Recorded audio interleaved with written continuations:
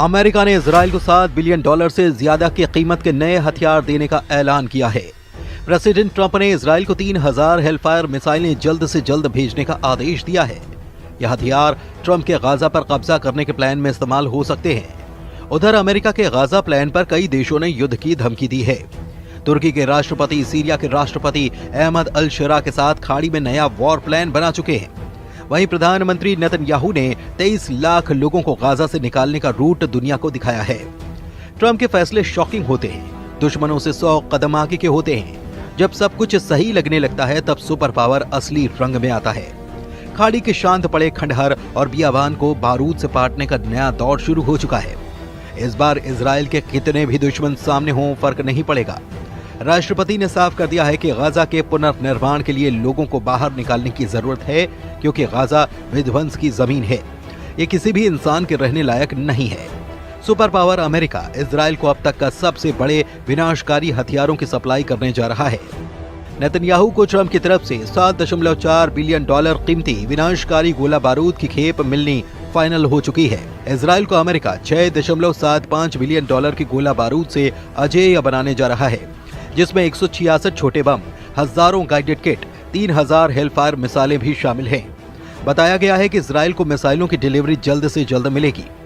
Gaza युद्ध, Lebanon युद्ध, Yemen front और सीरिया में जब थोड़ी सी शांति आई है, तब अमेरिका इजराइल को इतने हथियारों से लैस क्यों करने जा रहा है? क्या ट्रंप के दिमाग में इजराइल के लिए कुछ विस्फोटक रणनीति तैयार है? आखिर इजराइल अब भी हमास के सफाई की जिद पर क्यों अड़ा है?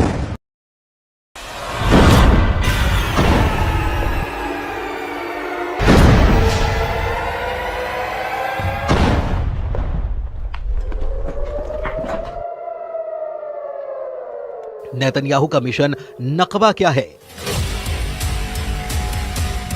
हमास का ये तमाशा फिर से युद्ध भड़काने लगा है। इजराइल के बंधकों की रिहाई को ग्रैंड शो की तरह पेश कर रहे हमास लड़ाकों को इजराइल से जड़ समेत उखाड़ फेंकने का मिशन ऑन कर चुका है। इजराइल की सेना हमास और सभी फिलिस्तीनियों को गाजा से मार भगाने का रोड मैप बना चुकी है। हमास के खात्मे तक इजराइल युद्ध खत्म नहीं करने वाला।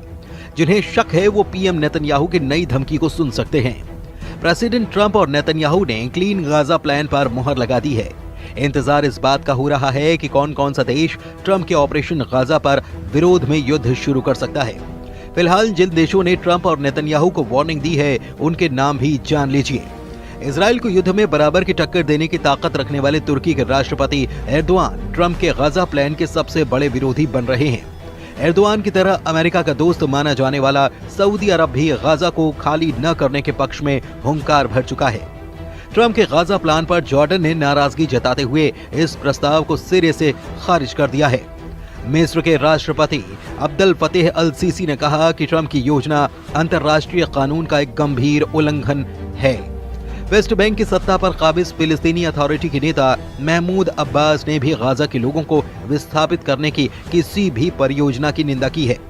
अमेरिका से सभी मामलों में अलग स्टैंड लेने वाला ईरान भी ट्रंप के गाजा प्लान के खिलाफ मोर्चा खोल चुका है। सऊदी अरब के विदेश मंत्रालय ने साफ किया है कि फिलिस्तीन के मुद्दे पर किंगडम अडिग है। ये स्टैंड किसी बातचीत से नहीं बदलेगा। सऊदी किंगडम फिलिस्तीन की वैधता के उल्लंघन का जोरदार विरोध करता है। इजराइल की फिलिस्तीन पर कब्जे की प्लानिंग और जमीन हड़पने की कोशिश नाकाम कर दी जाएगी। जिधर सऊदी अरब है उधर अरब लीग के 22 देश रहते हैं। जिधर ईरान है उधर शिया बाहुल्य ज्यादातर मुस्लिम देश रहते हैं। खाड़ी मुल्कों ने नए ताकतवर लीडर के तौर पर उभरे कमांडर जुलानी उर्फ अहमद अल शरा तो साफ साफ अपनी मौजूदगी दर्ज करा रहे हैं। तुर्की के राष्ट्रपति से अहमद अल शरा की बातें और मुलाकातों का सिलसिला आगे बढ़ता ही चला जा रहा है। मतलब ये है कि गाजा युद्ध की जिस चिंगारी को ट्रंप ने भड़काया है, वो अगर बारूदी बवंडर में तब्दील हुई तो इजराइल के खिलाफ कम से कम 52 देशों की सेना युद्ध में सामने हो जाएगी। ऐसे में सवाल है कि क्या भारी विरोध के बाद ट्रंप बैकफुट पर जा सकते हैं? क्या नेतन्याहू गाजा पर रुख पलट सकते हैं? फिलहाल तो इसके कोई आसार नहीं नजर आते।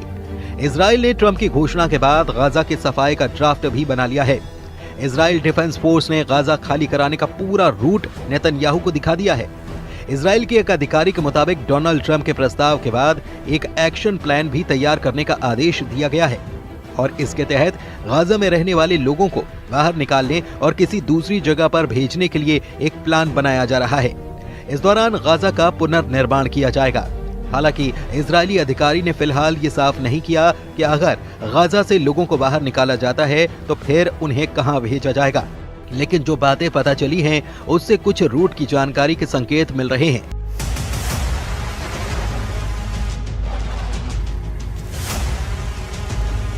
गाजा पट्टी और इजराइल के बीच 5 जमीनी क्रॉसिंग हैं। शुरुआती योजना के मुताबिक इन 5 पॉइंट से गाजा पट्टी के लोगों को बाहर निकाला जाएगा। इसके बाद लोगों को बस से करीब 250 किलोमीटर दूर रेमन एयरपोर्ट या फिर अशदोद बंदरगाह तक ले जाया जाएगा। यहां पहुंचने के बाद फिलिस्तीनी नागरिकों को आगे किसी देश में भेजा जाएगा, लेकिन वो देश कौन सा होगा फिलहाल इसका खुलासा नहीं किया गया है।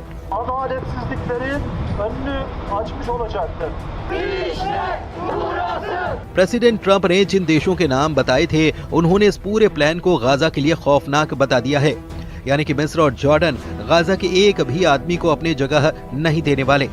अरब मीडिया में जॉर्डन के विदेश मंत्री की धमकी की जानकारी दी गई है, जिसमें उन्होंने कहा कि अगर जॉर्डन में फिलिस्तीनियों को जबरन विस्थापित करने की कोशिश की गई तो जॉर्डन पूरी ताकत से सामना करेगा।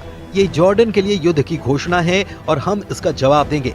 मतलब जॉर्डन इजराइल से जंग के लिए तैयार है। उधर तुर्की में ट्रंप के गाजा प्लान पर युद्ध का माहौल बनाया जा रहा है।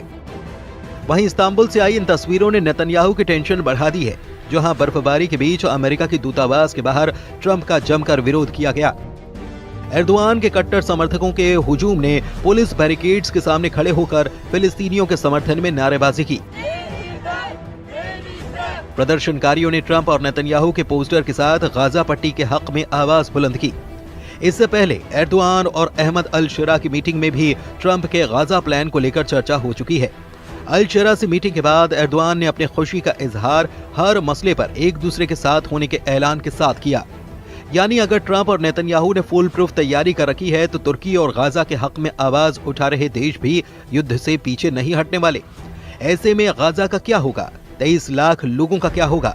क्या गाजा फिर से 1948 का नकबा झेलने जा रहा है? फिलहाल गाजा का हर आदमी अपने घर से बाहर है, अपने ही इलाके में शरणार्थी है। गाजा की 23 लाख की आबादी में से 90% लोग विस्थापित हैं। कौन किस हाल में रह रहा है ये तस्वीरें बखूबी बयां कर रही हैं।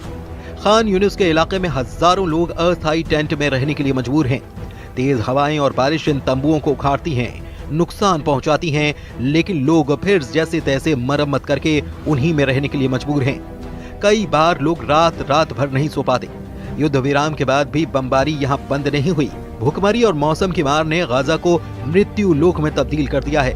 फिर भी लोग अपनी जमीन से बेदखल होने के लिए तैयार नहीं हैं।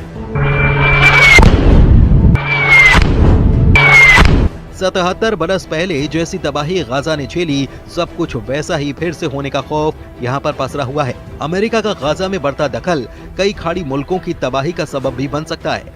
इजराइल के लिए हर लिहाज से अब माहौल मन मुताबिक है। ट्रंप से व्हाइट हाउस में मीटिंग के बाद नेतन्याहू पूरी तरह कॉन्फिडेंस में लौट आए हैं। अमेरिका से लौटने के बाद नेतन्याहू ट्रंप के प्लान पर जल्द से जल्द अमल करना चाहते हैं। अब जब उन्हें 10 साल तक युद्ध लड़ने के हथियार मिल रहे हैं तो नेतन्याहू किसी के आगे आखिर झुके भी क्यों?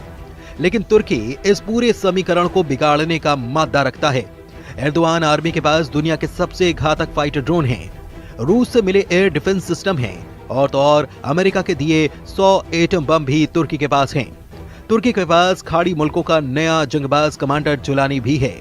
तुर्की ने इजराइल के खिलाफ युद्ध शुरू किया तो फिर अमेरिका को भी खाड़ी में सेना उतारनी पड़ जाएगी और फिर ऐसा बारूदी घमासान होगा जिसका खात्मा परमाणु धमाके के बाद ही मुमकिन हो सकता है।